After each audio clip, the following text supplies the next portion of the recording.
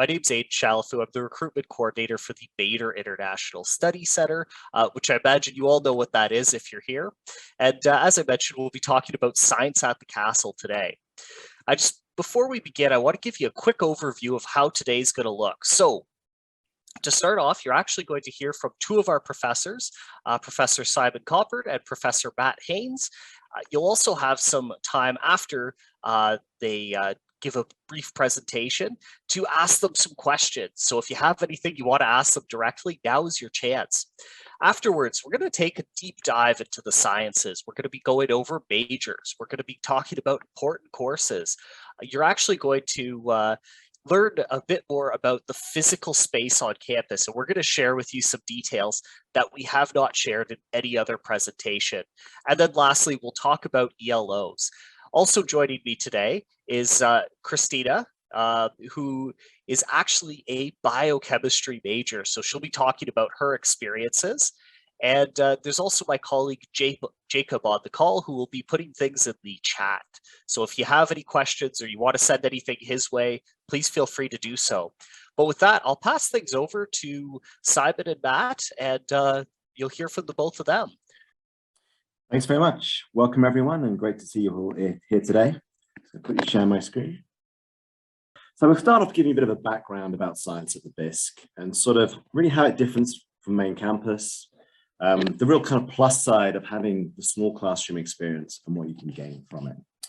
So a lot of our courses, biology, chemistry and physics, they're very inquiry based, really promote active learning and get you to explore the course concepts. So in labs, you'll definitely learn skills well ahead of your peers on main campus. So in biology, for instance, you'll be learning molecular techniques, extracting DNA, doing PCR. So sort of experience that you wouldn't get first year on main campus.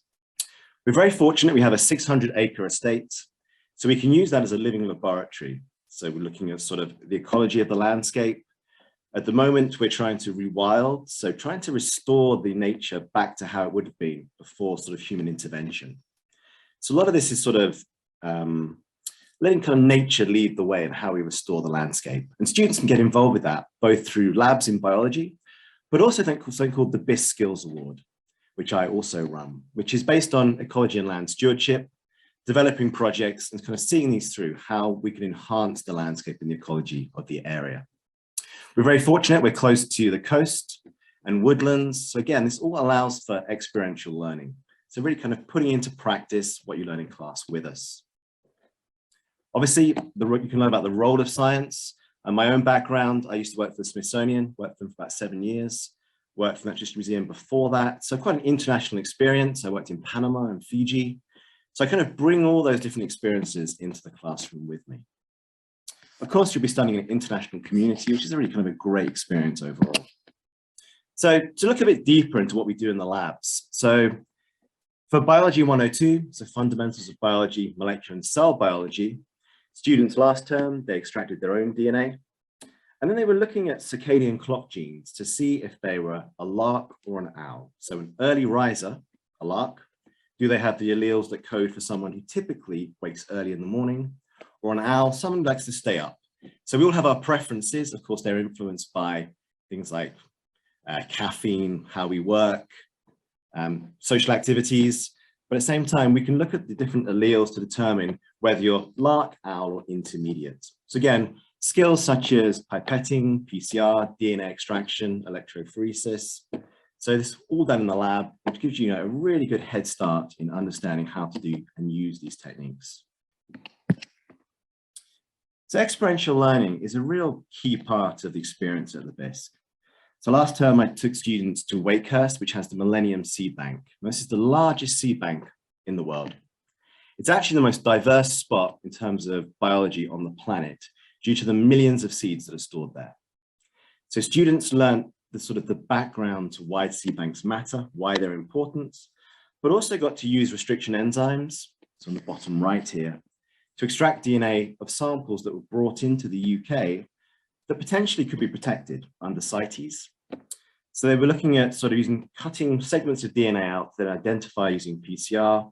Are these species that shouldn't be imported? Do they have the correct licenses? Again, learning techniques that have real-world applications. In Biology 103, so fundamentals of biology, organisms to ecosystems, again, we're really using the ecology and the estate to incorporate that into classes. So I'm sure most of you have heard about the Sustainable Development Goals. So these are goals that Queen's excels at. And essentially, we're looking at how we can contribute to enhancing those. So I'm also a beekeeper. So students got hands-on experience looking at bees, the importance of pollinators, also removing invasive species, monitoring things like dormice. So dormice are really cute mice we have in the UK. They're really pretty. And they make these summer nests. So you can actually look at population numbers based on the number of nests without disturbing them.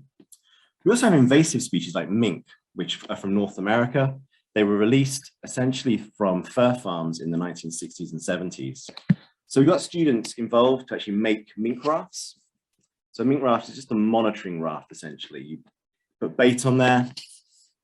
If the mink are present, they walk across. You can identify by their footprints what's present. And we're currently setting up camera traps to actually monitor the number of mink, how many are in that territory, numbers present, basically. And they eventually will need to be removed from that habitat.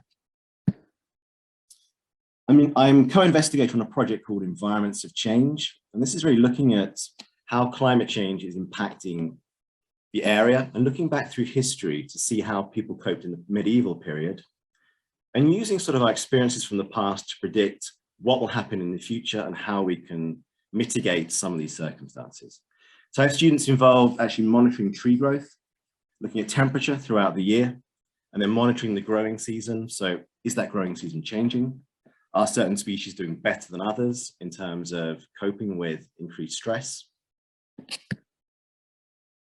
In the lab, I get students to do really hands-on stuff. So another project we did was looking at DNA barcoding of seafood mislabeling. So a lot of seafood you buy from, be it restaurants, supermarkets, is actually mislabeled. Now, why is that important? Well, there's market substitution. This can be accidental. It can also conceal illegal fishing, so fishes that are protected under international law. Also getting consumers to pay more for a species than they should. So getting tuna substituted with a cheaper quality product. But also some species are toxic. And unwittingly, you can purchase something. If you don't know what it is, you could consume something that you're allergic to or is potentially toxic to you. So again, learning about molecular techniques. So they were given different pieces of fish. They didn't know the species, extracting DNA using what's called the barcode gene, a gene called cytochrome oxidase 1, to actually see what fish was present and was this the fish they thought they were purchasing. We go to Knepp. So Knepp is this amazing rewilding story that's close by in East Sussex. So this is a 3,500 acre estate that has been turned back completely to nature. They've introduced proxy species to actually kind of provide and enhance the habitats. So for species that died out like aurochs years ago, they've introduced longhorn cattle, which disturb the soil and allow other species to get a foothold and make a comeback basically. Storks are now nesting there. Storks haven't nested in the UK for about 400 years. And last year was the first year that they actually produced young. So if you can imagine, that's a huge success story. Other species have returned, things like purple emperor butterflies, species of birds. So it's really about sort of how us stepping back, leaving the environment can really then enhance it. And this provides a lot of ecological services, prevents flooding, carbon acquisition, also protecting biodiversity. So yesterday I took students on another ELO where they were conducting transects. So looking at distribution of species from a shaded area into sort of an open meadow and learning about how we assess biodiversity, species richness, and percentage cover essentially. So using quadrats and point quadrats. So different methods about how you survey an area. So again, learning skills and techniques that really look great on your CV, but also really prepare you going forward into your second year. So we compared coppicing. So coppicing is a way of cutting down trees in the UK on a cycle. So basically you cut the wood, which is then used, and then by cutting down, the trees then grow again. But by reducing that canopy cover, it allows a greater diversity of other plants to grow. typically a 10-year cycle. So what you're doing is continually preventing a lot of species from being shaded out. So they have a chance to succeed, a chance to grow. And other species are dependent on these, pieces of bird, butterflies, other invertebrates. So it really allows other species to get in. So students were learning yesterday how to measure how successful this is, and at different times and different intervals, why we should still maintain this practice.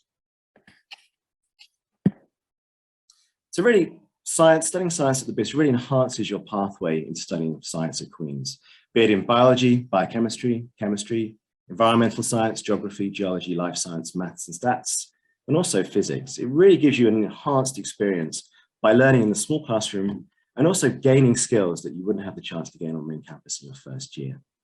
I'm now going to hand over to Dr. Matt Haynes, who will be talking about physics. Over to you, Matt.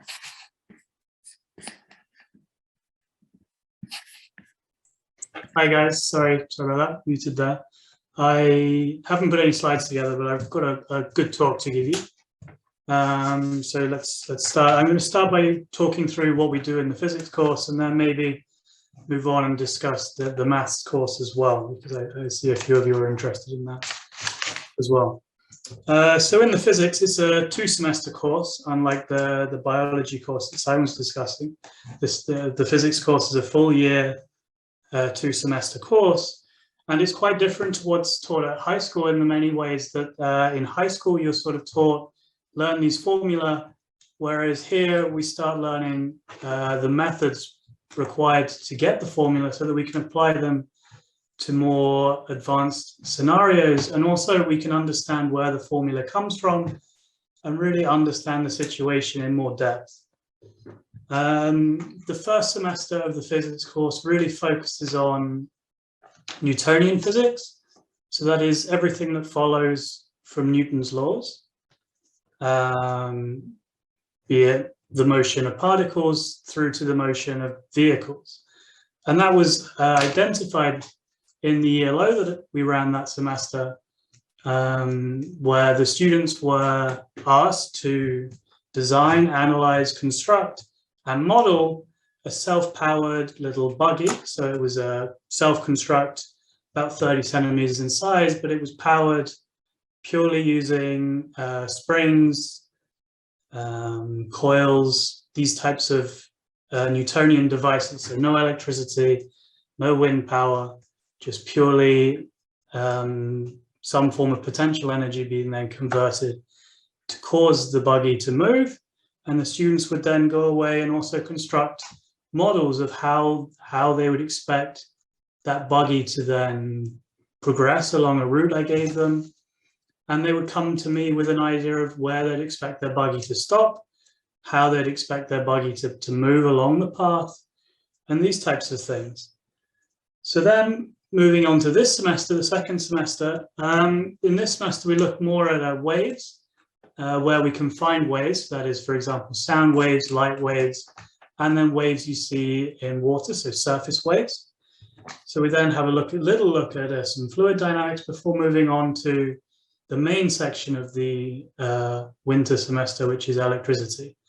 We spend a good amount of time studying electricity in the second semester, and that is a good focus. And for the ELO in the second semester, we really get to see the human interaction with waves, because it's not always obvious to us as humans what a wave is and how it works, because we very rarely see them. We see them on the surface of the sea, but apart from that, we don't really see them. But importantly, we do hear them all the time. Every sound you hear, that's just a wave coming into your head, and then it's vibrating the bones in your head, and that's processed in your brain as a sound. So the ELO we run this semester really focuses on the different ways we can hear sound. For example, you could have some bone-inducing headphones, which put the sound directly into your head as such.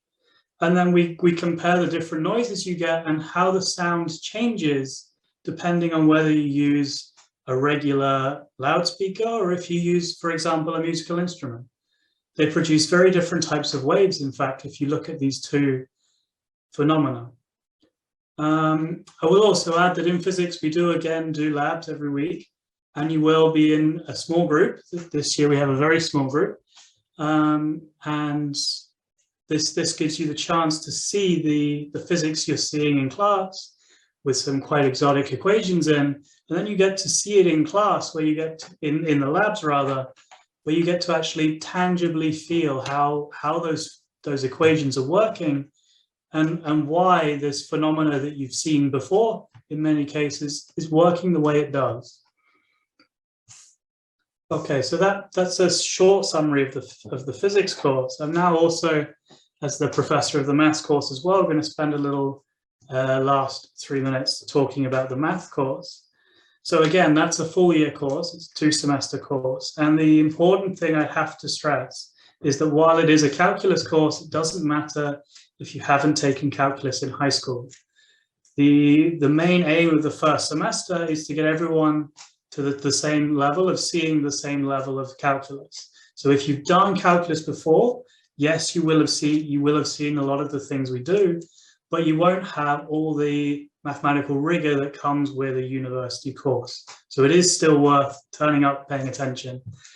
So the topics that we cover in that first semester then are real analysis, which I think a lot of you will cover in high school as some variety of pre-calc, and then differentiation and introduction to integration. Now, once we've covered those main concepts in the fall semester, what we do in the winter semester then is we extend those concepts into a way that we can use them in the real world. So for example, we extend the idea of differentiating a function to what a differential equation is and how we can use that to solve actual problems, whether it be optimizing a system or merely how a ball moves. Quite a physicsy problem in the second example there. And the ELOs in the second semester, they follow with this trend, and they provide an insight into what it means to be an applied mathematician. And they really show you the intricate teamwork skills that are required, because an applied mathematician has to work every day with people who are not mathematicians in order to provide them with something meaningful. So it really highlights the skills required of a mathematician, and it really tries to show you the workplace skills that will be required if you want to work not only as a mathematician, but in science in general, working in a community style problem base. Okay, so that's all I have prepared. It's just under 7 minutes, but. Thank you both, much appreciated. So now what we'll do is we'll, while we have Professor Simon Coppard and Professor Matt Haynes here, we'll open it up to a Q&A. So I see there's already been a ton of great questions coming through the chat. Please keep sending them. You're also more than welcome to use the Q&A function. And what we'll do is we'll actually read them out, and I'll let our professors answer them. So I'll just give you a moment. Again, keep putting the questions in there. I see one here that's coming through, and I'll read it out.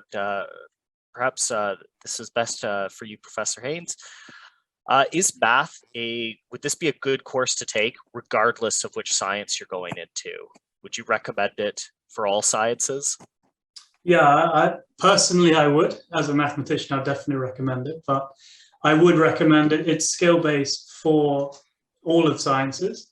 Definitely for physics, I would almost say it's required that you need to understand the concepts of mathematics. But for chemistry and biology as well, it's a good background. And we have, when we do these real-world problems, we do see problems from biology, from chemistry, from physics, and even more economy-based problems. So yes, I would recommend it. Perfect, thank you. Okay, I have another one here, and really interesting one. Will you be going to Wakehurst in 2022, 2023? Absolutely will be. Yeah, we'll be going every year, essentially. So we went last year in the fall, and this year in the winter term. So it's close by. I'm actually a member there, so I go quite regularly. So I have good connections there. So it's a great place to go. Perfect, thank you. Okay, I have a couple of other ones here. So will smaller class sizes affect how classes, ELOs are conducted? Certainly does. I mean, it's much more discussion based. My class is particularly, it's very much sort of open conversations with students about topics. So it's really a blended learning method, essentially. I like students to get involved, hear their opinions, their thoughts. And of course, in a large class, you can't do that. So I taught on main campus when we were all locked down and had 1,500 students. So the difference between trying to teach 1,500 students and 20 is, there's no comparison. So, you get to know students, you get to know sort of their thoughts on certain subjects, what they're interested in. So you can almost direct certain things so it appeals to sort of all the diverse members of the class. Okay, not seen too many more questions coming in. We'll just give it another moment. There is one that I'll just answer here. So I have a student asking if they'll be able to take chemistry in the fall, and yes, you'll be able to take chemistry in the fall. That'll be offered, absolutely. Okay, I'm not seeing too much more coming. I think that's it for now, but unless I get anything in the next moment, I want to thank you both for joining us today and for providing some great insight to the programs. And I mean, I'm certainly, oh, hang on, there's one. Okay, well, I think I'll be answering this one too. What are the co-op options? There's no co-op in first year. At the BISC, what you can do is when you return to the Kingston campus, you can actually do an internship. Internships are paid, and they're 12 to 16 months, or actually I think we call them work placements, but it's essentially the same thing. And really the difference with the work placement compared to a traditional internship is that you're actually going to be working in the field. You're not just running coffee for someone. We do make sure that you're actually getting a valuable skills out of doing this work placement. And okay, right as I got that, I have a ton of other questions. So I'll pass this one over to you. So as an honors science student, would I be able to take bio, chemistry, physics, and math, as well as arts courses? I believe so. I see no reason not. I mean, it's all about timetabling, but we arrange the timetabling to really suit the students that are interested. So yeah, I see no reason not to. I mean, we'd love to have you. Yeah. I think you can take 5 modules per semester. I think that's it. So maths and physics would obviously fill up 2 of those spots, but then after that, you could take 1 semester, 2 semesters of bio and be left with 2 other spots that you could fill with any arts course. Perfect. And for the folks wondering about work placement, Christina's will put in just a moment a link to what that looks like in the chat. I have another question for you. And how many students usually, I'm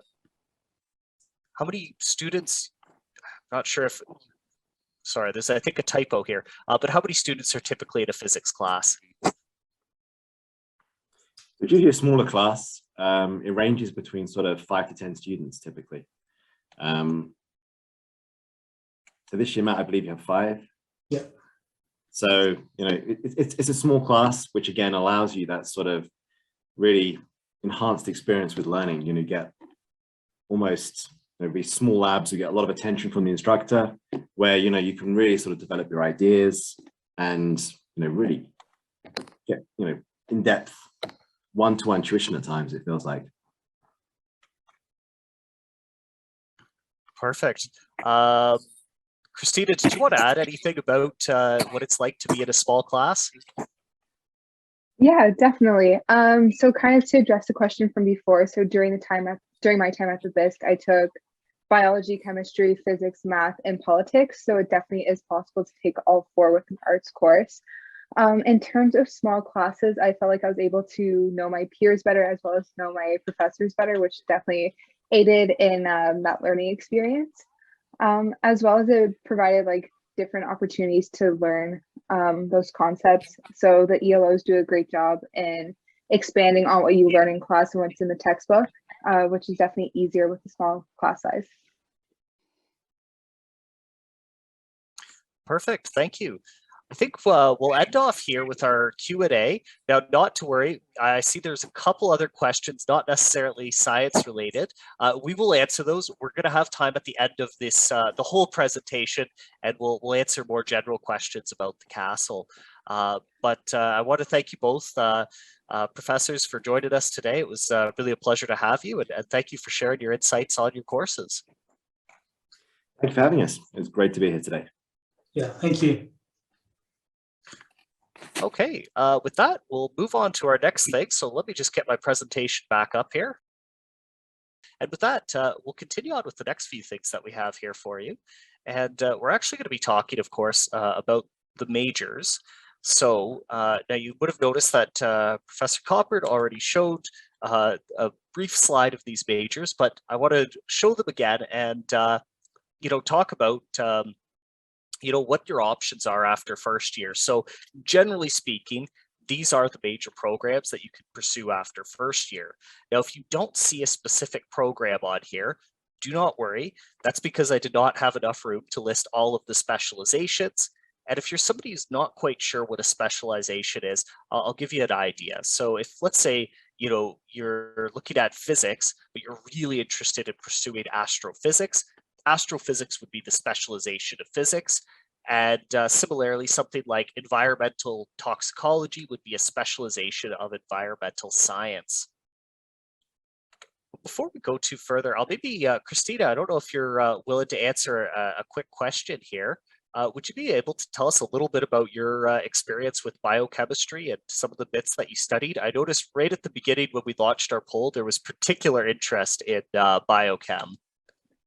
Yeah, so I'm actually in life sciences, but I do take courses in biochem. So specifically, I'm specializing in biomedical discovery, but I still take a lot of biochem courses, as well as like anatomy courses, physiology, immunology, all that stuff. I would say definitely taking the courses at the BISC helped prepare for that, just again, the small class sizes and the hands-on experience. But going towards main campus and being in like larger class settings and labs like that, I definitely felt prepared. And I look forward to elaborate on more on that topic later. Perfect, thank you. So moving on now for the majors. Actually, I just want to see if there's any other questions in here. Nope, looks like we're good. I do want to share with you some of the important courses. Now, both of our professors just spoke about these, but the way I've organized them here, you can actually see which courses you need to take to pursue which majors after your first year. So if you're going on into biology come second year, you're going to need to take that Biology 103 course. Now, a couple of them I've put at the bottom. You'll notice asterisks, so biotechnology, as well as environmental chemistry. It's highly recommended that you take these courses if you're going on to pursue these. So if you have, again, if you have any questions about this, please put them in the chat. I do want to also talk about just a couple other courses. So first off is Psych 100. If you're looking at doing your BSc in psychology, it's strongly encouraged that you take Psych 100. It's a full year course. And of course, it's going to be studying things like human behavior and the science of the mind. It's also strongly recommended that you take Biology 102. This is the fundamentals of biology, molecular and cell biology. It's actually a prerequisite for a few second year courses. So again, I'd encourage you to take that. And this way you're doing Biology 102 and Biology 103. You'll have biology both semesters. The last course I want to quickly touch on is BISC 100. Now, BISC 100 and BISC 101 are great courses. These are interdisciplinary courses, and what they're really designed to do is help you develop skills that are going to be valuable at university, and not necessarily skills that you would already have from high school, but especially things like research, critical thinking. So this is good. This is going to prepare you really for those upper year courses that you'll be taking later on. BISC 100 is strongly encouraged if you're considering majoring in geography. So just something to keep in mind. Now, before we go to I should say, moving away here from the courses, I do want to talk a bit more about the physical space on campus. And some of what I'm going to share with you today, we actually haven't shared in any presentations. So I hope you find this all interesting. But first off, though, I want to talk about our laboratories. So we have state-of-the-art laboratories, and you're actually going to have more lab experience than your peers would at the Kingston campus. These laboratories were recently renovated, and this is an actual picture here of one of our laboratories. And as you can see, it's very bright. It's got really nice space. So you'll be spending quite a bit of time in there, depending on which courses you choose. But let's move outside of the classroom and talk a bit more about the castle's estate, because as Professor Coppard mentioned, we really do treat it as a living laboratory, and there's quite a bit there. Things that you're just not going to find at any other university. So as I mentioned, our estate is 600 acres. It's a big estate. There's a lot of space. It includes things such as wetlands, which even waterfalls actually. There's woodland and grassland. Christina, before I go too far in the estate, anything that really stood out to you while during your time there? Anything that you really appreciated? Yeah, it was always nice to go for a little walk between classes in the castle gardens, as well as like the little foresty bit beyond that, as well as Chestnut's tea room was always nice to take a little break and grab a tea and a scone. Perfect, thank you. Well, let me tell you a little bit more about what's there. So we actually have a diverse population of both wild and domesticated flora and fauna, so quite a bit of biodiversity. And I'm just going to give you a little insight into what's there. So we have orchards, we have a nuttery where there's nut trees that grow there. There's the park, which is actually a forest, beautiful forest land. At one point it was more of a park in the sense that you're thinking of. There's the plantation woods, which our state backs onto. There's 9 themed gardens. So if you're if you decide to take an English course, you may spend some time in the Shakespearean garden, where all the plants that are there are plants that were mentioned by Shakespeare in his writings.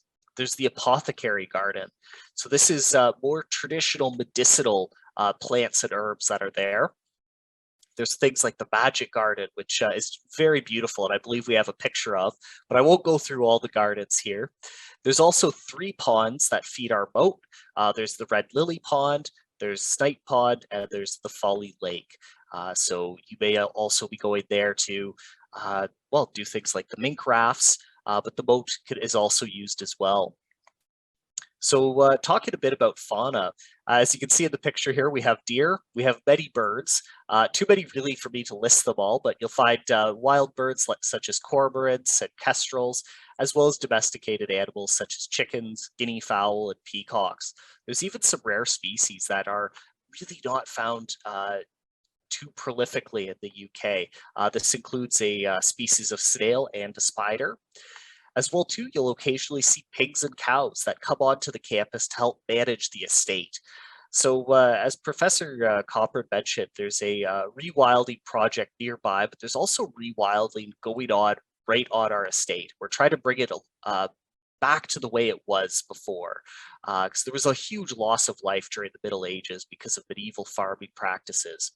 So one way that we actually ensure that we're doing things sustainably is animals do a lot of the work that typically humans with a power tool might do. So if we need to say mow the banks of the moat, then we'll have our sheep, which are on campus year round, go down there and eat grass and do what they need to do. Or if say we fell a tree, the wood will stay there. So in many ways, this really fits into our goal of sustainability as well too.